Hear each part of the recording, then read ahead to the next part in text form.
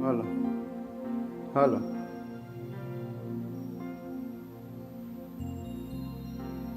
Hello hello યમ બ્રહ્મેશ્વર દેવરાજ રવયો દિવ્યૈ સ્તુવંતિ સ્તવૈઃ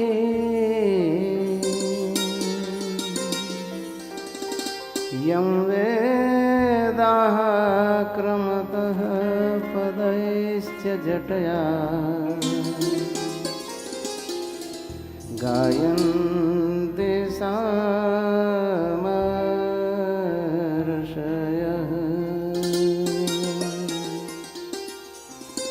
ધ્યાનેનાત્મનિયમ પ્રતિદિનમ પશ્યન્તિ યોગેશ્વરા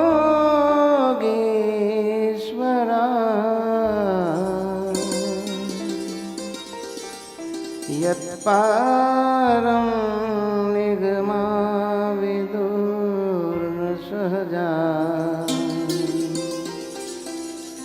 નંદાય તસ્મૈ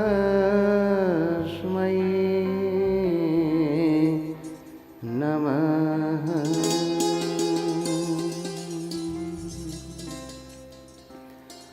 શ્રૂયતાં દેવદેવેશ સ્વામિનારાયણ પ્રભો ત્વદીયેનાવધાનેન કથયિષ્યે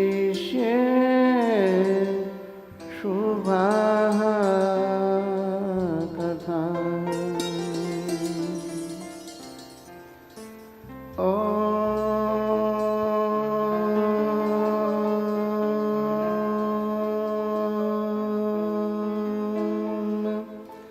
અવતારણ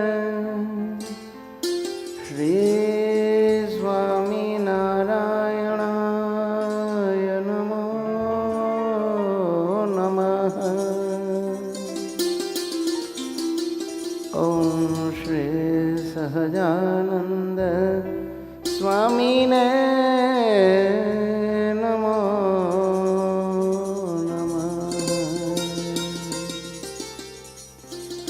બોલો શ્રી સ્વામિનારાયણ ભગવાન કી જય. શ્રી ઘનશ્યામ મહારાજ કી જય. ભ્રાત્રો રામ પ્રતાપેચ્છા રામયોર ધર્મ જન્મનો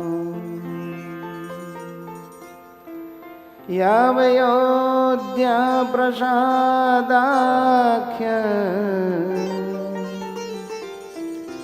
રઘુવીરાભિદૌ સુતૌ. શ્રી ધર્મદેવ થકી છે જન્મ જેમનો એવા જે અમારા ભાઈ રામ પ્રતાપજી તથા ઈચ્છારામજી, તેમના પુત્ર જે અયોધ્યા પ્રસાદ અને રઘુવીર નામે જેને અમે અમારા દત્તપુત્ર કરીને સર્વે સત્સંગીના આચાર્યપણાને વિશે સ્થાપન કર્યા છે. શ્રી સ્વામિનારાયણ સત્સંગ શિબિરનો આજે દ્વિતીય દિવસ, તારીખ 9/8/2025.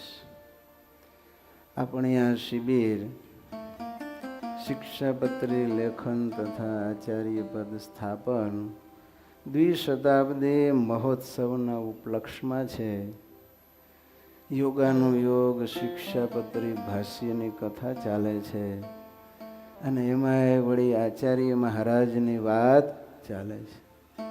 ત્યારે આપણે આ સેશનમાં આચાર્ય મહારાજના જ દિવ્ય ગુણો, ઐશ્વર્ય, સામર્થ્ય વિશે જોઈશું. અયોધ્યા પ્રસાદજી મહારાજ પણ અનેક ગુણોના ભંડાર હતા, કરુણા મૂર્તિ હતા.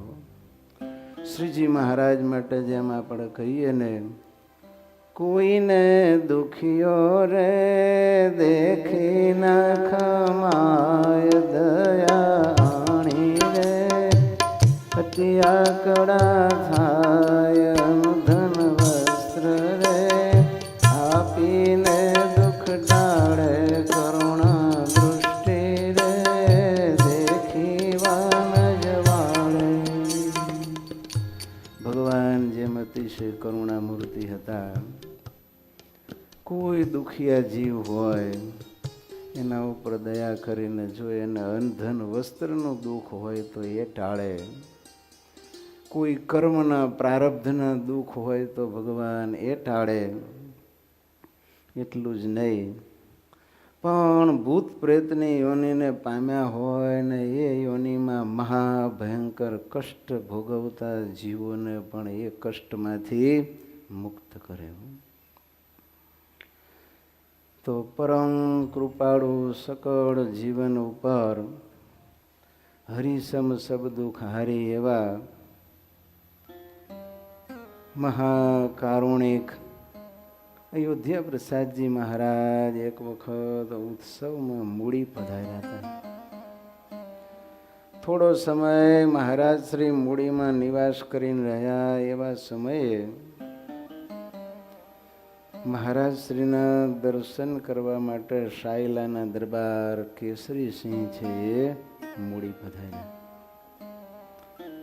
મહારાજ શ્રીએ પણ જેવા વ્યક્તિ એનું યથાયોગ્ય સન્માન કરવું ઘટે એ પ્રમાણે સન્માનપૂર્વક આવકાર્યા. સરસ આસન આપ્યું અને કેસરી સિંહ મહારાજ પણ આચાર્ય મહારાજને પગે લાગ્યા. સેવા પૂજા ભેટ અર્પણ કરી અને મહારાજ શ્રીની પ્રસન્નતા માગી.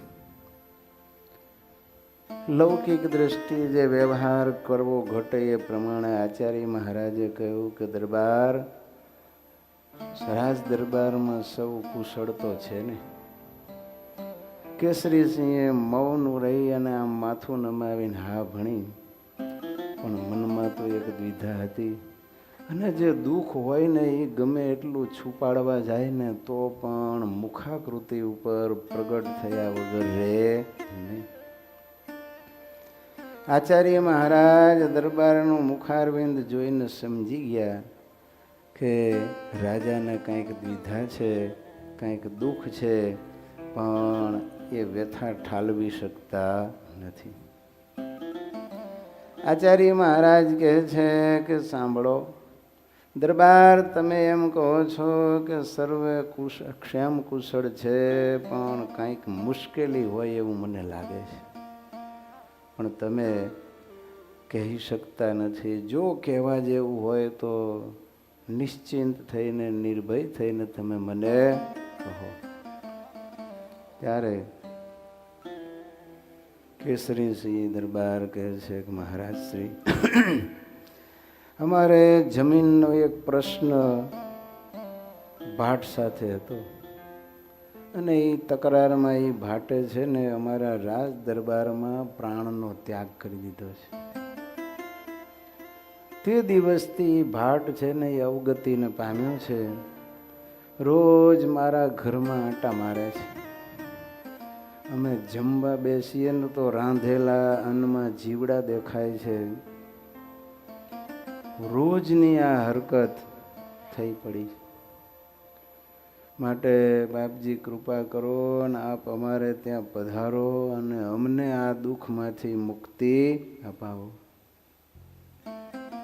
મહારાજ શ્રી કહે છે બાપુ, આ સમયો પૂરો થાય ને પછી હરિભક્તો બધા પોતપોતાના દેશમાં જાય ને પછી મને બોલાવજો. હું ચોક્કસ આવીશ અને તમારું આ કષ્ટ નિવારણ કરીશ.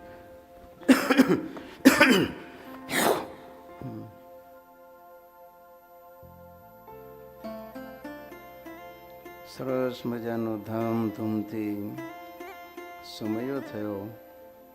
2-4 દિવસ પૂરા થયા એટલે સાયલા નરેશ કેસરી સિંહે સોમચંદ પારેખને શ્રીજી મહારાજને તેડી લાવવા માટે મૂડીએ મોકલ્યા.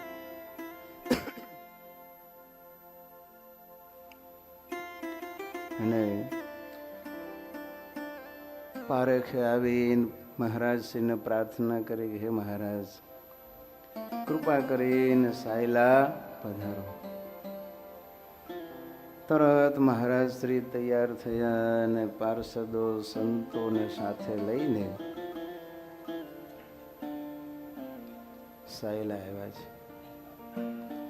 દરબારને ખ્યાલ આવ્યો કે મહારાજ શ્રી પધારે છે. ધામધૂમથી સરસ મજાનું ભવ્ય સ્વાગત કર્યું છે. પોતાના રાજ દરબારમાં મેળી પર સરસ મજાની સાફસૂફ કરીને યોગ્ય ઉતારો મહારાજ શ્રીને અપાયો. શરબત બધાને પાયા છે. ફળો અને મેવાની છાબડીઓ આચાર્ય મહારાજના ચરણમાં ભેટ મૂકી અને બ્રહ્મચારી મહારાજે ફળ સુધારી અને મહારાજ શ્રી આગળ મૂક્યા. પ્રસાદ ભગવાનને ધરાવેલો મહારાજ શ્રી જમ્યા અને સભામાં પણ પ્રસાદ વહેંચી.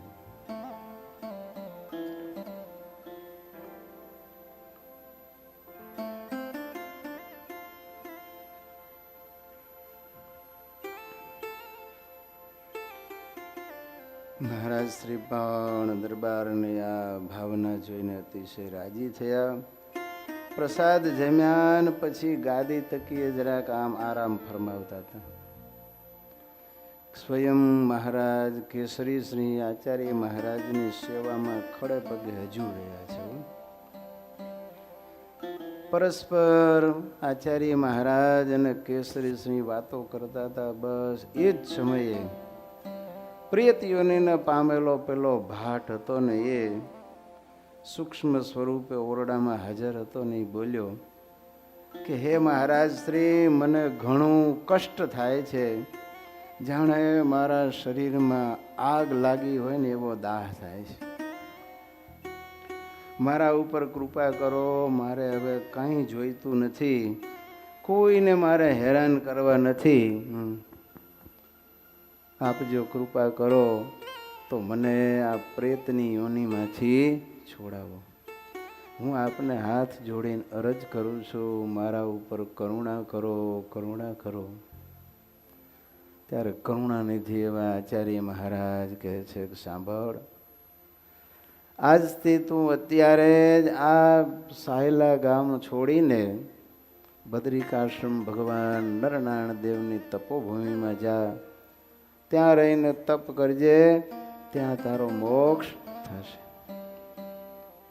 મહારાજ શ્રીનું આવું વચન સાંભળી અને પ્રેત કહે છે કે મારા ઉપર કૃપાવંત આપ મહેરબાન થયા. આપનો હું ઘણો ઘણો ઉપકાર માનું છું. આપની આજ્ઞાથી હું બદ્રિકાશ્રમમાં જાઉં છું. અને જોરદાર પવનનો સુસવાટા જેવો અવાજ આવ્યો અને એક લીસોટો થઈ ગયો અને અવાજ સાથે ઓરડામાંથી બહાર નીકળી ગયો છે. પડવારમાં જ અયોધ્યા પ્રસાદજી મહારાજે આ ભાટના પ્રેત દેહનો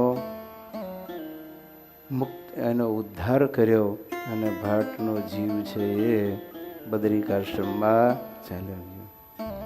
દરબાર કેસરી શ્રી બહુ રાજી થયા, ભાવ વિભોર થઈ ગયા. મહારાજ શ્રીના ચરણમાં મસ્તક નમાયું. એમ કહે છે કે બીજે દિવસે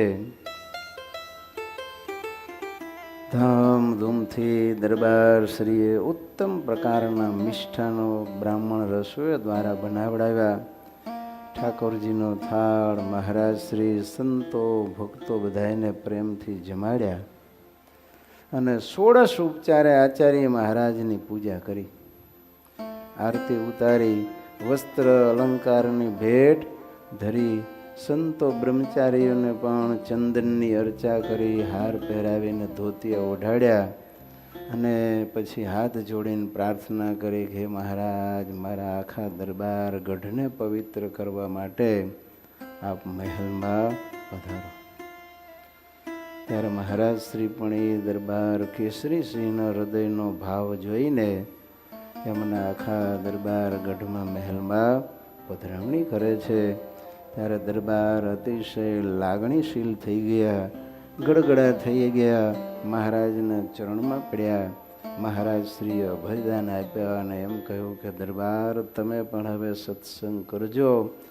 આ પ્રેતનું તો કલ્યાણ થયું, પણ તમારું એક આત્યંતિક કલ્યાણ થશે.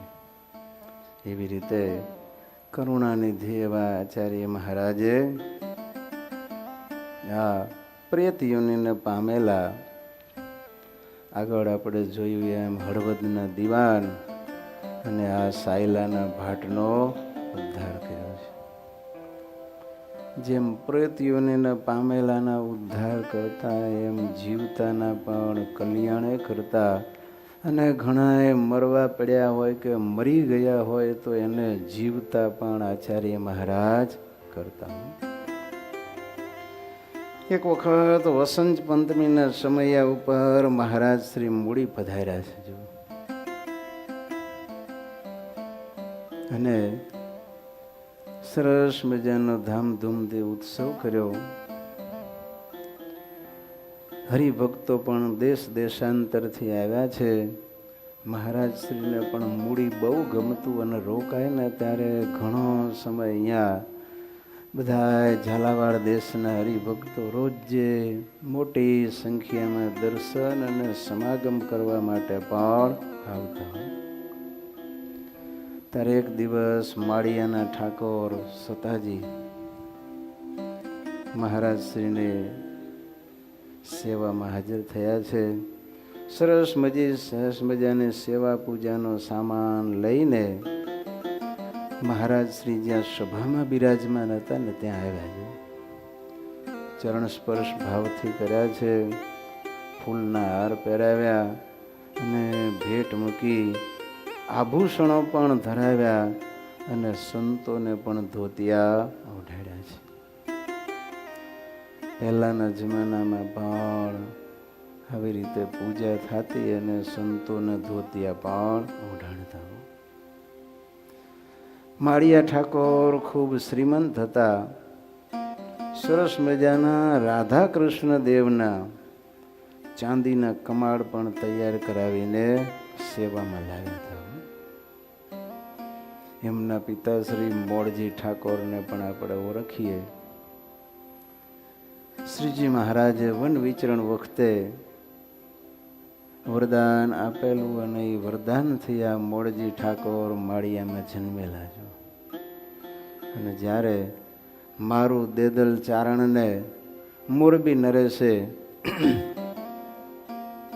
રવાજી ઠાકોરે દેશ વટો આપ્યો કે તાત્કાલિક દેશ નિકાલ કર્યો કે મારા રાજ્યમાંથી તમે 24 કલાકમાંથી અહીંથી હાથે પગે હાલી નીકળો છો.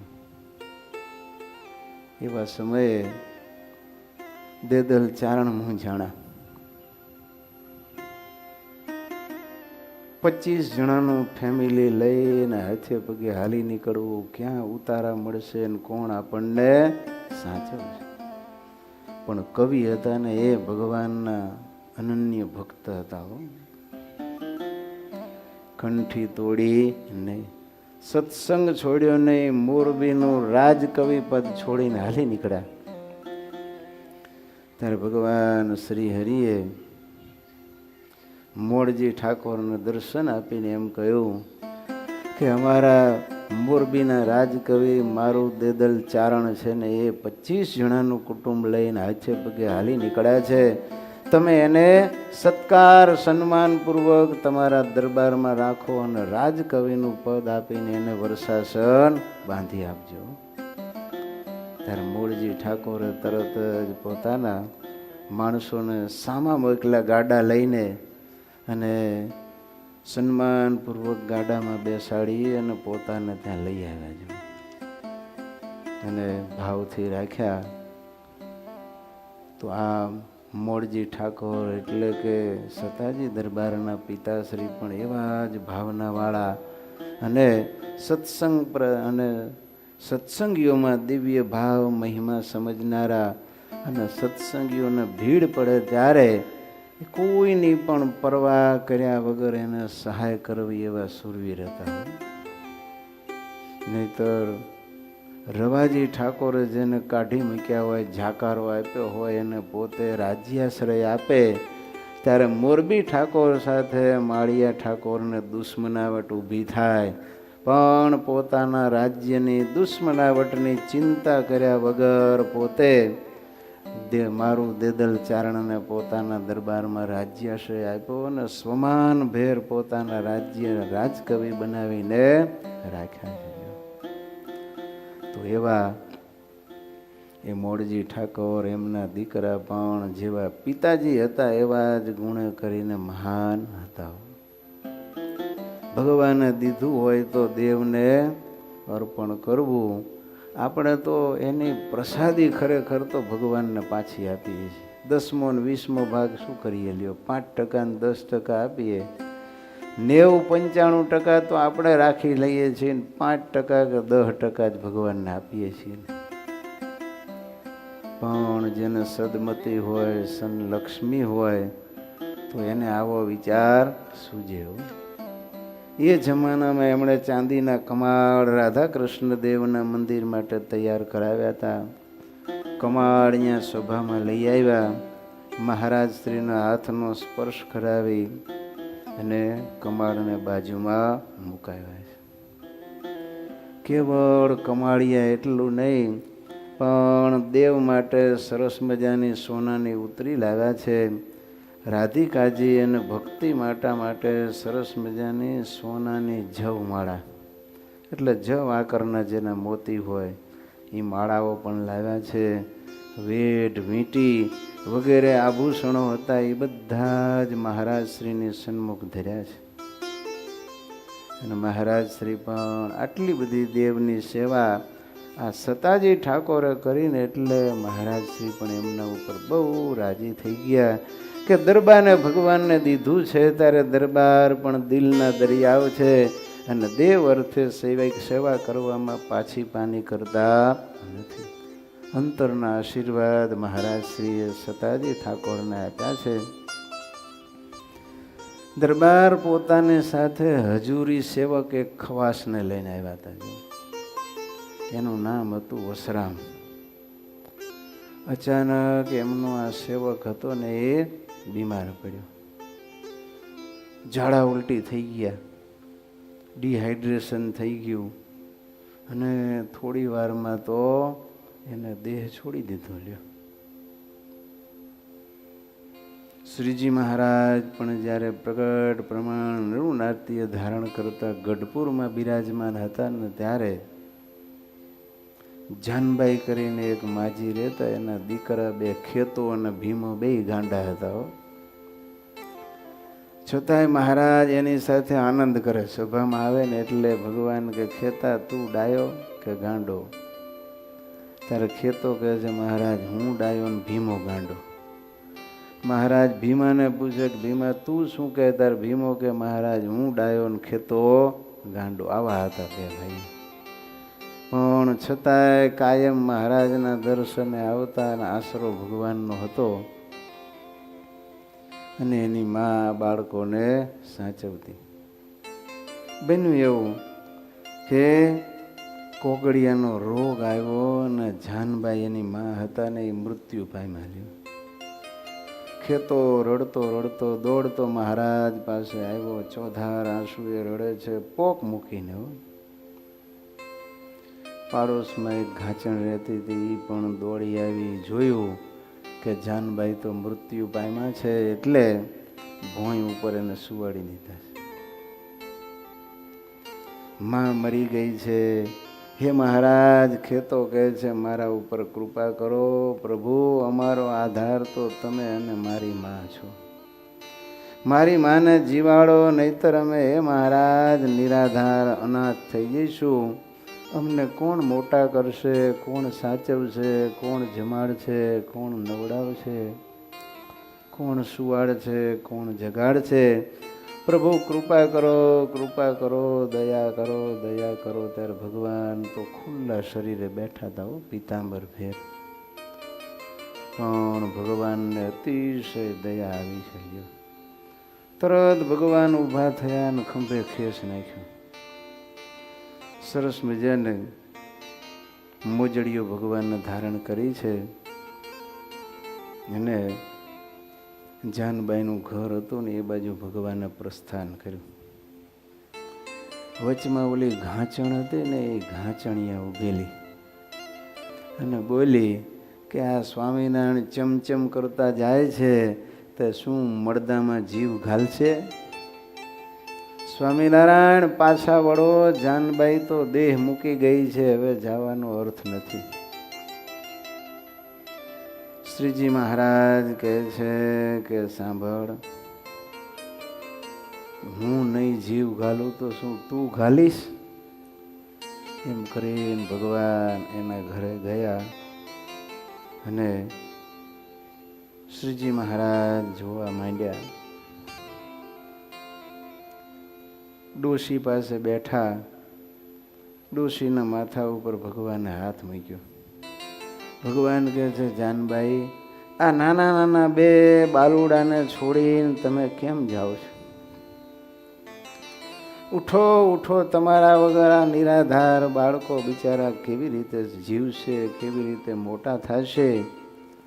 આમ જ્યાં મહારાજે માથા ઉપર હાથ મૂક્યો ને ત્યાં તો જાનબાઈ જાણે કે સૂતા હોય અને આંખ ખોલો ને એ આંખ ખોલે એમ મહારાજ સામે આંખ ખોલી ભગવાનને જોયા ને તરત જ બેઠા થઈ ગયા અને ખોળો પાથરીને પંચાંગ પ્રણામ મહારાજને કર્યા છે.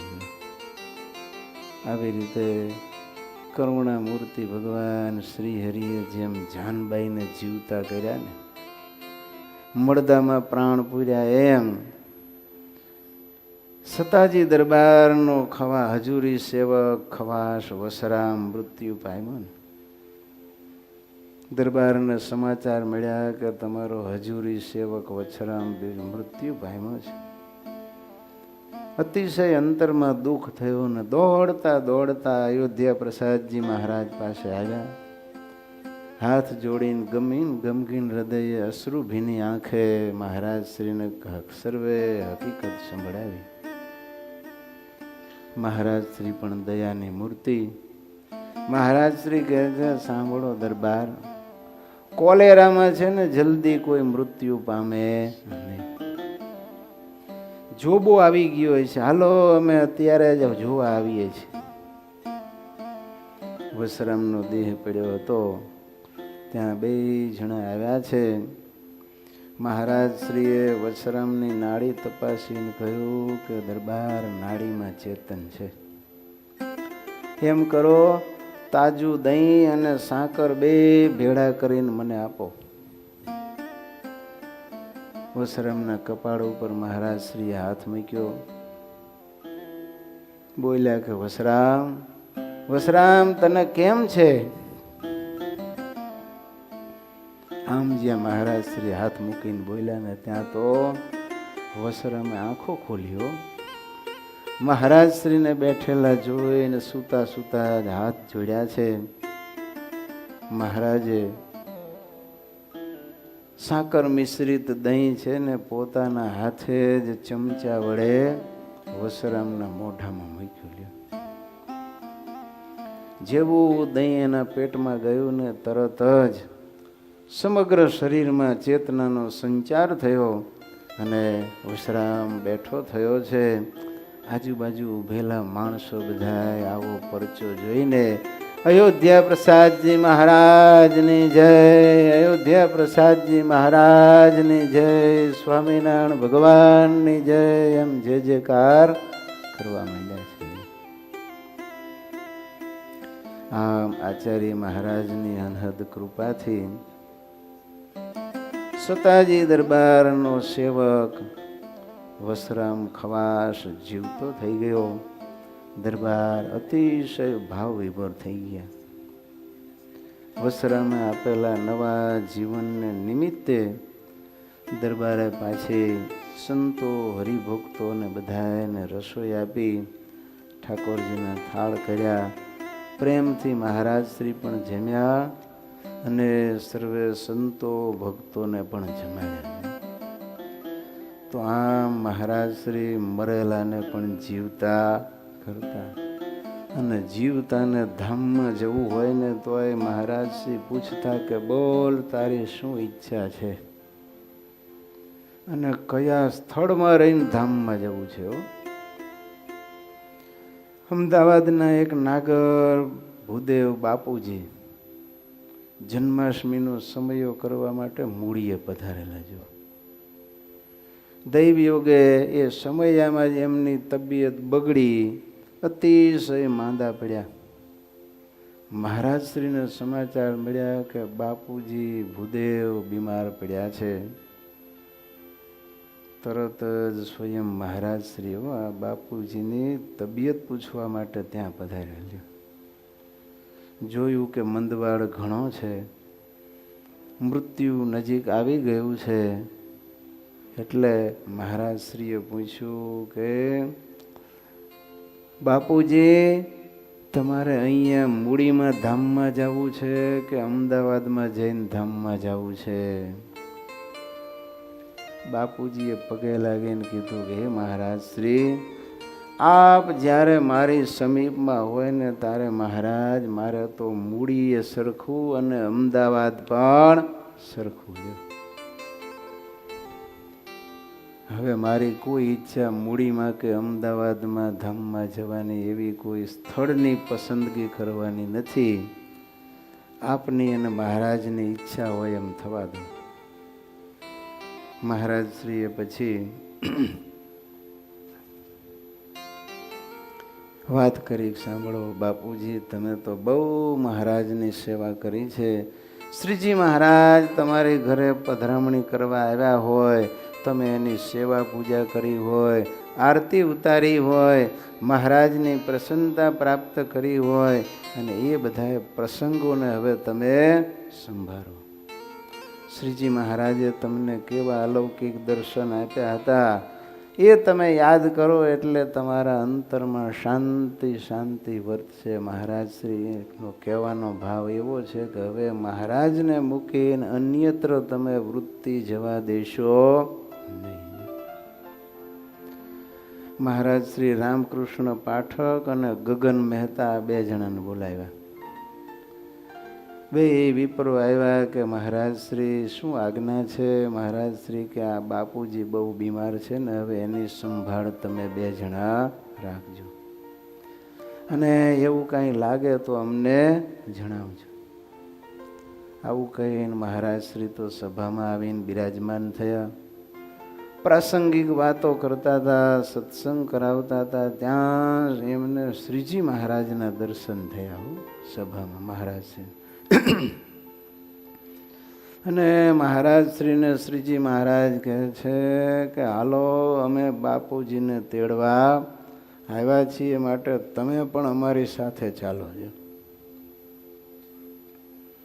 સભામાંથી મહારાજ શ્રી ઊભા થયા. બાપ દીકરા બેયને સાથે શ્રીજી મહારાજ અને અયોધ્યા પ્રસાદજી મહારાજ 2 બાપુજી બીમાર હતા ને ત્યાં આવ્યા. શ્રીજી મહારાજ કહે છે બાપુજી હાલો હવે અમારા ધામમાં. ત્યારે બાપુજીએ કહ્યું મહારાજ હું તો તૈયાર જ છું, પણ 2 ઘડી જરાક તમે ખમી ખાઓ. પોતાની પત્નીને કહે છે કે મારી પેટીમાં એક સોનાનું કડું છે અને 200 દોરા સોનાના પડ્યા છે, એ મને આપો.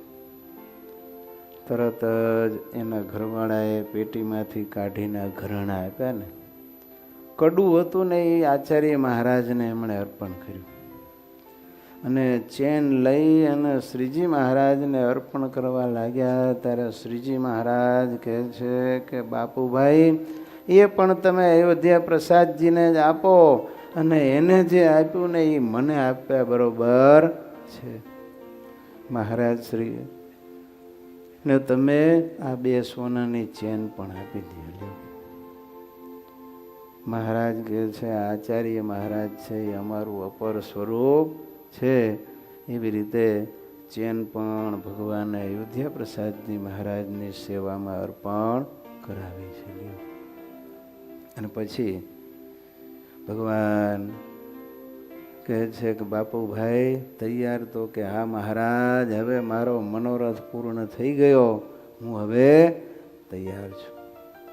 અને તરત જ શ્રીજી મહારાજ એના ધામમાં તેડી ગયા. આચાર્ય મહારાજે બ્રાહ્મણો દ્વારા એની અંત્યેષ્ટિ ક્રિયા પણ મૂડીમાં જ કરાવી છે. તો આવા આપણા આદિ આચાર્ય અયોધ્યા પ્રસાદજી મહારાજ કે ભગવાનને સાથે લઈને સત્સંગીઓના અંતકાળ આવે ત્યારે તેડવા માટે આવતા હો. મૂળજી બ્રહ્મચારીનું મૂળ ગામ મચ્છિયાવ. તો મૂળજી બ્રહ્મચારી તો ભગવાન શ્રી હરિની છાયા સમા હતા. દેવ જ્ઞાતિમાં મચ્છિયાવમાં હરિભાઈ મેળું કરીને એક ભગવાનના ભક્ત રહેતા. એમના પત્નીનું નામ હતું રાજુબા.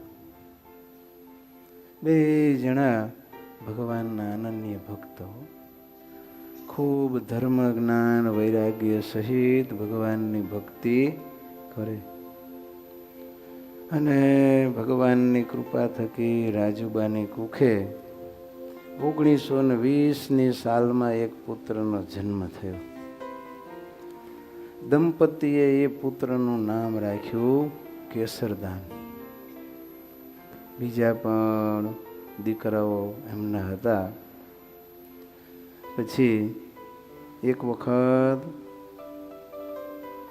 પોતાના આ દીકરા 2.5 વર્ષના થયા ત્યારે અયોધ્યા પ્રસાદજી મહારાજ મચ્છિયાવમાં પધાર્યા. ત્યારે હરિભાઈ મેહડુએ પોતાના ઘેર આચાર્ય મહારાજની પધરામણી કરાવી. મહારાજ શ્રી પણ પ્રેમથી એના ઘરે પધાર્યા છે. ફૂલના હાર પહેરાવ્યા, આરતી ઉતારી, ઘરની સ્થિતિ પ્રમાણે ચરણ ભેટ પણ મૂકીને પગે લાગ્યા. પછી પોતાનો આ નાનકડો દીકરો એને મહારાજ શ્રીને પગે લગાડીને એમ કહે છે કે આ દીકરાને વર્તમાન ધરાવીને મહારાજ રૂડા આશીર્વાદ પાઠવો. આચાર્ય મહારાજે 2.5 વર્ષના બાળકને વર્તમાન ધરાવ્યા અને પછી દ્રષ્ટિ માંડીને એના સામે જોઈ રહ્યા. પોતાનો વરદ હસ્ત મસ્તક ઉપર સ્થાપ્યો છે અને આશીર્વાદ આપતા એમ કહ્યું કે સાંભળો, આ આત્મા છે ને એ બહુ બળવાન છે અને ધર્મકુળની સેવા ખૂબ જ સારી કરશે.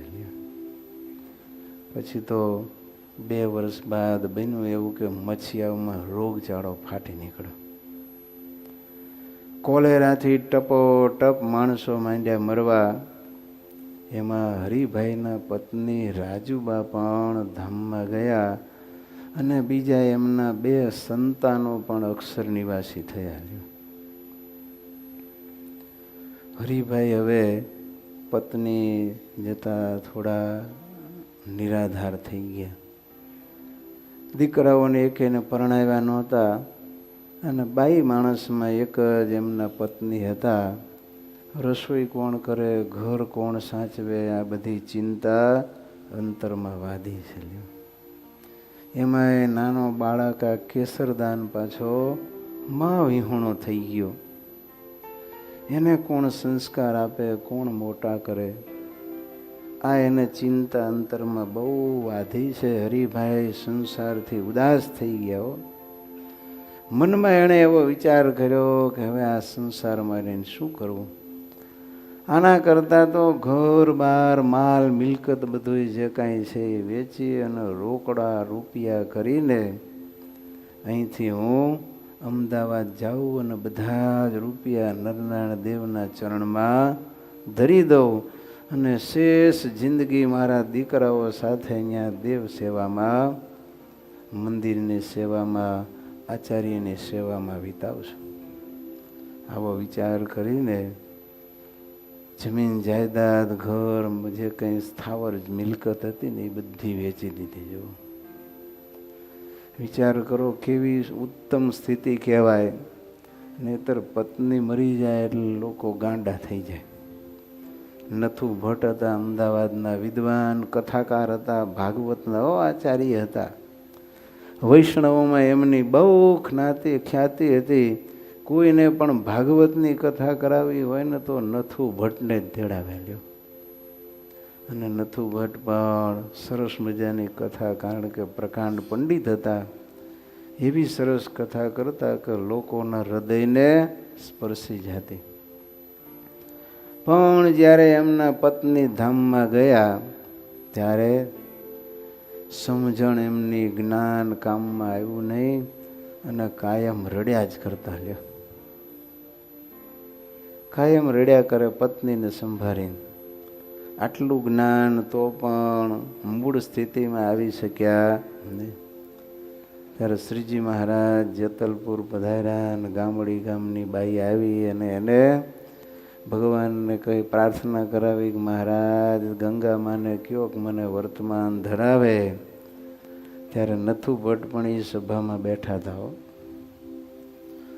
મહારાજ કહે છે કે એમને એમ કાંઈ વર્તમાન ધરાવીએ નહીં. તો મહારાજ વર્તમાન ધારવા હોય તો પરણ્યા એ ધણી સિવાય બધાએ ભાઈ બાપ કરો તો કંઠી પહેરાવીએ. ત્યારે કે મહારાજ આજથી મારે પરણ્યા ધણી સિવાય બધાએ ભાઈ બાપ છે. મહારાજ એવું તો સૌ કોઈ કરે, પરણ્યા ધણીને પણ ભાઈ તરીકે માનો તો કંઠી પહેરાવીએ. ભગવાનને કે આજથી પરણ્યા ધણી પણ ભાઈ તુલ્ય. બસ ભગવાન કે એમ બધાય કરે લ્યો. પણ તમે આ સુહાગણ સુંદરીનો વેશ ધારણ કરીને સાંખ્યોગી બનવા તૈયાર થાવ તો તમને કંઠી પહેરાવી. ત્યારે કહે છે મહારાજ તમે જો મને કંઠી પહેરાવતા હોય તો હું આ સુહાગણ સુંદરીનો વેશ ધારણ કરીને સાંખ્યોગી થવા તૈયાર છું. મહારાજ કે એમ વાતો એ વડા ન થાય, પણ જો તમે માથું મુંડાવીને લાલ લુગડો પહેરો તો માનીએ. ત્યારે ભગવાનને કહે છે મહારાજ બોલાવો વાણંદને અને મને સાંખ્યોગીની દીક્ષા આપી દો લ્યો. ત્યારે શ્રીજી મહારાજ નથુ ભટ્ટ સામું જોઈને કહે છે કે નથુ ભટ્ટ સાચું બોલો, અમારા જૂના સત્સંગી હારા કે આ નવા સત્સંગી સારા? ભગવાન કે આ જૂના સત્સંગીની પત્ની મરી ગઈ છે, એની પાછળ રાત દિવસ રડ્યા કરે છે, અને હજી આ કોડવંતી કન્યા આજે અમારા દર્શન કરવા આવી છે. હજી તો એ સત્સંગી નથી, એને સત્સંગી થવું છે. ત્યારે પરણ્યા ધણીનો ત્યાગ કરીને સાંખ્યોગી થવા તૈયાર થઈ. માટે નવા સત્સંગી સારા કે જૂના? ત્યારે નથુ ભટ્ટ ઊભા થયા અને મહારાજના ચરણ પકડીને કહે છે મહારાજ મારી ભૂલ થઈ, આજથી હવે હું આની પાછળ રડીશ નહીં લ્યો. તો આમ ભગવાનને સાચી સમજણ ભાગવતાચાર્યને અપાવી પડતી હતી. પણ આજે આ હરિભાઈ મેહડું પત્ની ધામમાં ગયા તો કેવો શુભ વિચાર એને સ્ફુર્યો છે લ્યો. મનમાં નક્કી કર્યું. નહીં તો પતિ પત્નીને તો એવું હેત હોય ને, ઘણા તો એના વિરહમાં જુરી જુરીને એમને એમ દુઃખી થઈને મરી જાય. ઘણાને બાળકોમાં એવી આસક્તિ હોય, દીકરો મરે તો એની પાછળ પાગલ થઈ જાય. જેતપુરમાં એક બ્રાહ્મણ હતો, એનો દીકરો મરી ગયો. ત્યારે એની પાછળ રડ્યા જ કરે. મયારામ ભટ્ટને ખબર પડી ને ત્યારે માણાવદરથી એને મળવા માટે ગયા. સત્સંગી હતા, પોતે પણ એના ભેગા રડવા માંડ્યા. થોડી વાર રડીને પછી શાંત થયા અને આ છોકરાના બાપને છાનો રાખે, પણ એનો બાપ છાનો રહે નહીં. મારો દીકરો એમ કરીને રડ્યા જ કરે. મયારામ ભટ્ટ કહે છે સાંભળ, રડવાથી તારો દીકરો પાછો આવવાનો છે. જો તારો દીકરો પાછો આવતો એને તો 20 દાડિયા કહેતા મજૂર કરીને હું અહીંયા લઈ આવું, આખો દિવસ રડે. હાલ આવશે પાછો? કે ના, પાછો તો આવવાનો નથી. તો એ કે રડવાથી દીકરો પાછો ન આવતો હોય તો શા માટે એની પાછળ રડવું? તું અહીંયા રડેશ તે ભગવાન એને પૂછતા હોય છે કે તું શું લઈને આવતો રહ્યો છું કે તારી પાછળ આ બધા રડ્યા કરે છે? માટે સાંભળ, તારો દીકરો મરી ગયો તો કાંઈ ઉદયપુરની ગાદી ખાલી નથી પડી. એક બ્રાહ્મણનો દીકરો ધામમાં ગયો તો એક ખડીયો ગામમાં મટ્યો. બીજાના ભાગમાં એટલી ભિક્ષા આવશે. માટે રડવાનું છોડી દે અને ભગવાનનું ભજન કર. ત્યારે મયારામ ભટ્ટે સમજાવ્યા અને એ બ્રાહ્મણે પછી દીકરાનો શોક છોડી દીધો છે. પણ કહેવાનો મતલબ, સંસારીઓ માટે છે ને, પોતાના સ્વજનો જ્યારે ધામમાં જાય ને ત્યારે એના વિરહ દુઃખને તજવા અને મૂળ સ્થિતિમાં આવવું, સમત્વ ધારણ કરવું ને એ ઘણું અઘરું હોય. આજે આપણે લાખ લાખ ધન્યવાદ દઈએ હરિભાઈ મેહડુને કે આવો સદવિચાર કર્યો કે બસ હવે આપણે આ સંસારમાં શું કામ છે. માટે મારી સર્વે સંપત્તિ અને મારા 2 દીકરાને હું બધાય નરનારાયણ દેવને સમર્પિત થઈ જઈએ અને ત્યાં રહીને મંદિરમાં દેવ સેવા કરીશું, સંતોની સેવા કરશું, મહારાજ શ્રીની સેવા કરશું. બધી સંપત્તિ લઈને આવ્યા અમદાવાદ. એ વખતે અયોધ્યા પ્રસાદજી મહારાજ તો ધામમાં ગયેલા, પણ કેશવ પ્રસાદજી મહારાજ ગાદી નસીન હતા. એટલે કેશવ પ્રસાદજી મહારાજને જઈને પગે લાગ્યા અને પોતાનો વિચાર રજૂ કર્યો છે.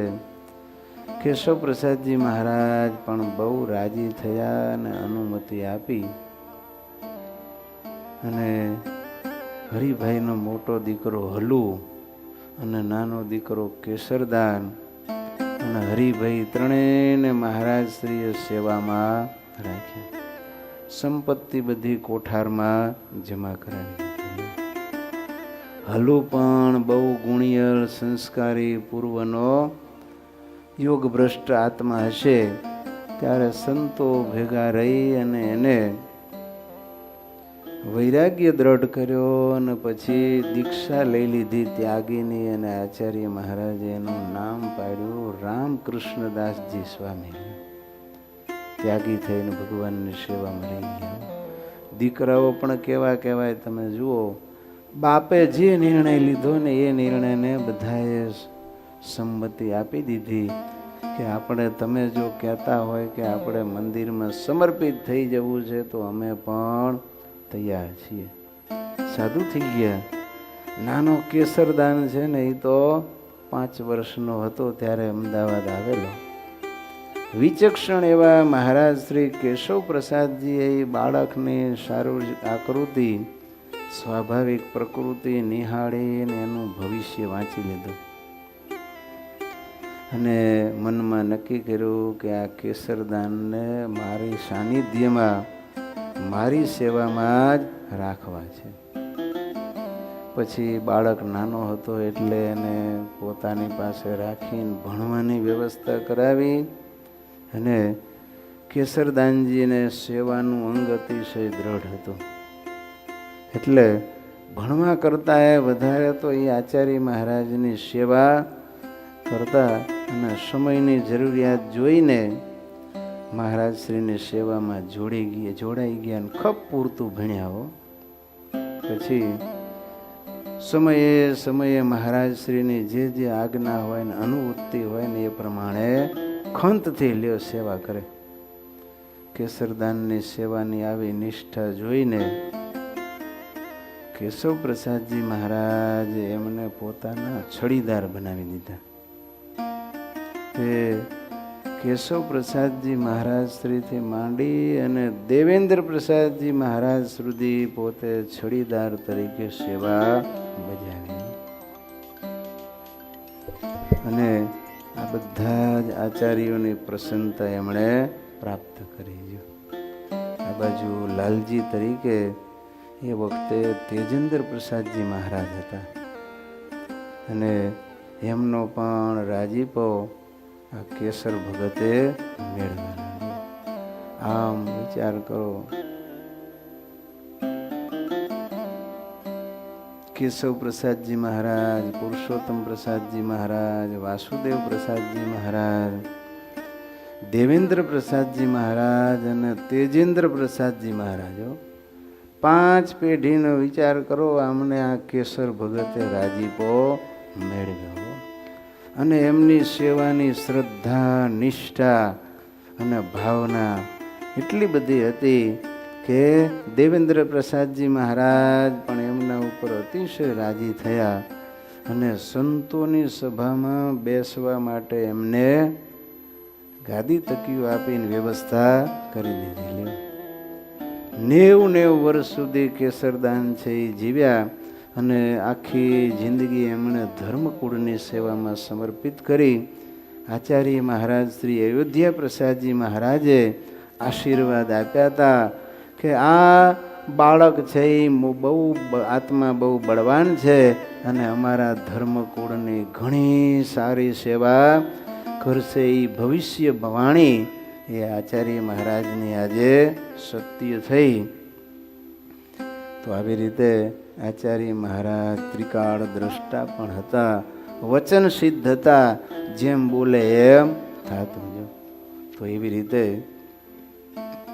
આચાર્ય મહારાજ મહાપ્રતાપી અને મહાગુણિયલ અયોધ્યા આદિ આચાર્ય શ્રી અયોધ્યા પ્રસાદજી મહારાજ હતા. સહજાનંદ સ્વામી મહારાજની જય.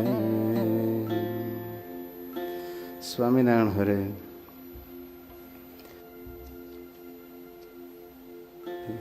હાલો, પછી વળી શ્રીજી મહારાજે પ્રશ્ન પૂછ્યો, જે ધર્મ સંબંધી સાધનમાં એવું કયું સાધન છે જે એક રાખે કરીને સર્વે ધર્મ રહે?